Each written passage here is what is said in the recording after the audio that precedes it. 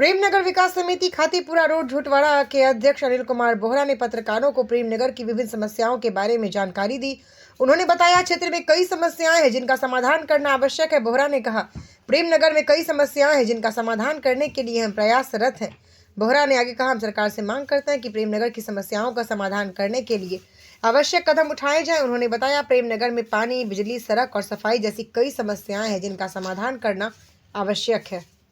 मेरा नाम अनिल कुमार बोहरा, मैं झूटवाड़ा प्रेमनगर खातीपुरा रोड के अंदर रहता हूँ।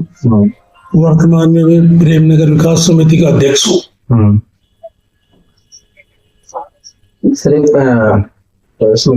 प्रेमनगर के अंदर बहुत सारी समस्याएं हैं जिनका समाधान पहले कभी हुआ नहीं और हम पूरी कोशिश कर रहे हैं कि इस बार हो जाए। पहली सबसे बड़ी समस्या है गैस गोदाम की।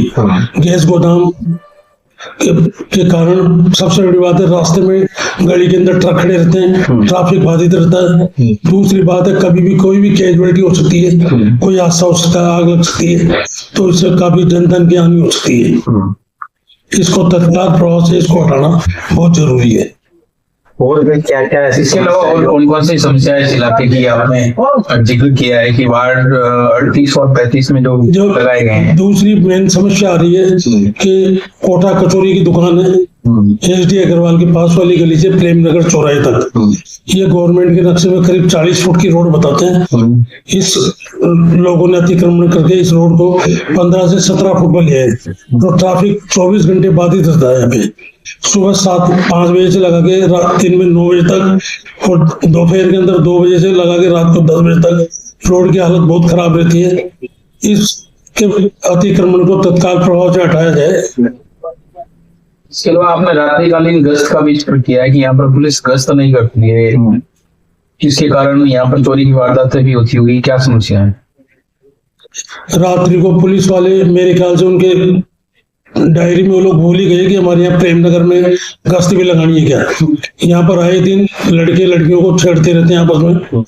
अभी परसों की घटना है, एक मोटरसाइकिल पे एक लड़का आया और लड़की को टक्कर मार के चला गया, उसका मोबाइल खींच के ले गया, तो किसी ने कोई ध्यान नहीं दिया। इस तरह की कई वारदातें हो गई है।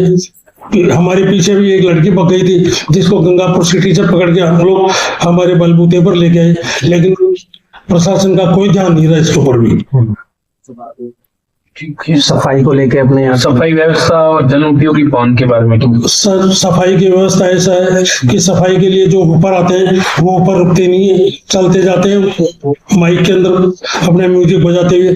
लेडीज है वो जब तक कचरा लेके आती है जब तक ऊपर वाला चला जाता है, उसको कम से कम 1-2 मिनट वेट तो करे कहीं पर जाके।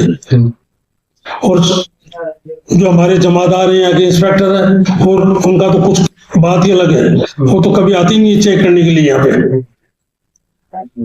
तो इसमें अपना प्रेमनगर में क्या ऐसा करना चाहिए जो इस व्यवस्था कौन सा बढ़िया कर सकते हैं, उसके लिए क्या होगा यार? प्रेमनगर के अंदर सबसे पहले सभी चौराहे के ऊपर कैमरे लगे। कैमरे लगाना बहुत जरूरी है ताकि चोर उठाए गए लफंगों का इनका सबकी मॉनिटरिंग हो सके। दूसरी बात है सफाई की व्यवस्था।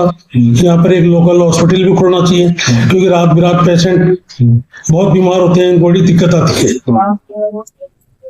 मंदिर के पास में आपने कचरा बताया और एक हमारा मंदिर है पेपड़ेश्वर महादेव का मंदिर, बरसों पुराना मंदिर है। इस मंदिर के ऊपर चारों तरफ इतनी गंदगी है लेकिन कोई भी कर्मचारी साफ सफाई के लिए बिल्कुल भी नहीं आता।